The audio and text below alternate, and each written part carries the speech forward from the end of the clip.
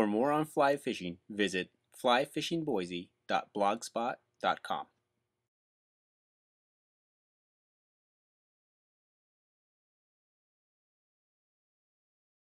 First, start by securing your thread to the hook. Once it's secure, snip off the excess thread and then wrap your thread back to about the point of the hook and stop. The tail of the fly is going to be made out of crystal flash. We're going to tie that in right where we stopped our thread, with our tail being roughly 3 times the length of the shank of the hook. Once that's tied in and nice and secure, we're going to add another strip of chartreuse crystal flash right on top of where we secured down the original tail. Once that's secured in, wrap your thread forward just a little bit, and then we're going to pull all that material back and then secure it down back to where we started our thread. This is just going to give a nice start to the body of our fly.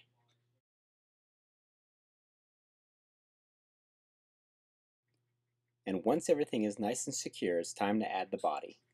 The body material itself is going to be EP fibers. Secure it down on top of the shank of the hook, right in front of where we secured in our tail. Once again, we're going to bring our thread forward about 8 or 9 wraps, and then pull the material back, keeping it on top of the shank of the hook, and then wrap our thread back toward the bend of the hook, securing all that material down. Also keep in mind that the EP fibers come in many different colors. Simply substituting the color with the color that you desire will change the entire fly. And so our next step for our fly is to pull back on the EP fibers and simply trim away the upper portion, creating a nice taper to the body of the fly back down to the tail. And once that is complete, invert the hook. And now with your hook inverted, we're going to repeat that same process by adding the EP fibers on, only this time with the underbody we are going to use a white color.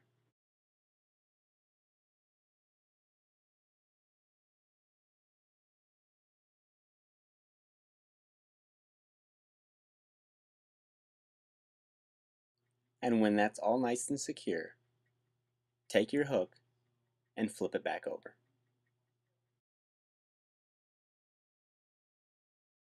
Our next step is to gather about 10 or so peacock curls and then secure them down on top of the shank of the hook, creating a nice back to our fly.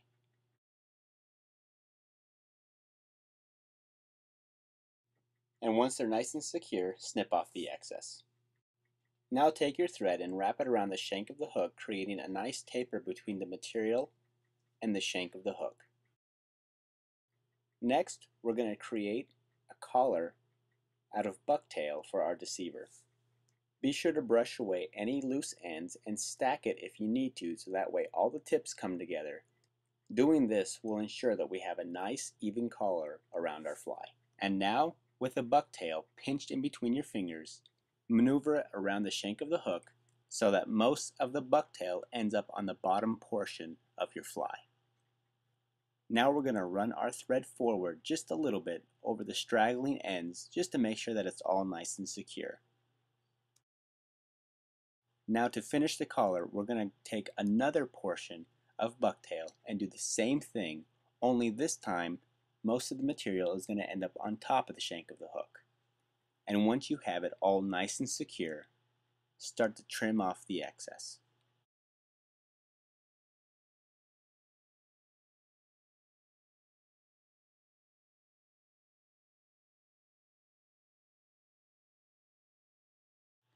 Once it's all nice and trimmed, go ahead and add a few extra security wraps just to help hold everything in place. Once you feel you have a good grasp on all the bucktail, we're going to build up a small head of thread from the eye to the collar of our fly.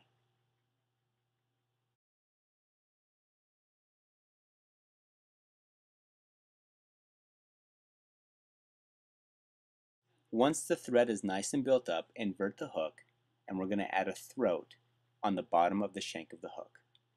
The length of the throat is roughly the length of the shank of the hook. The throat material we're using here is red crystal flash. Secure that in, and once it's nice and secure, snip off the excess. Now we're going to take our thread and build up the head once more, covering all of the red crystal flash so that we're left behind with a nice white head. And now it's time to whip finish. Once your thread is nice and secure, snip off the excess. Now bring your fly back to the upright position so we can add our sticky eyes to either side. With your eyes proportioned to the size of fly you are tying, stick them on either side of the face of the fly.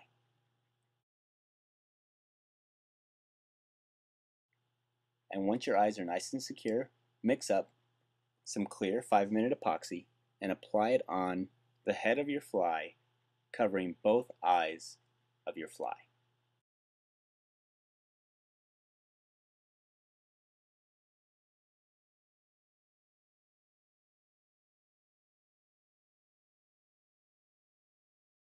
Once you've got the desired thickness around the head of your fly, maneuver it around so that it doesn't drip and place it on your fly turner until it's dry.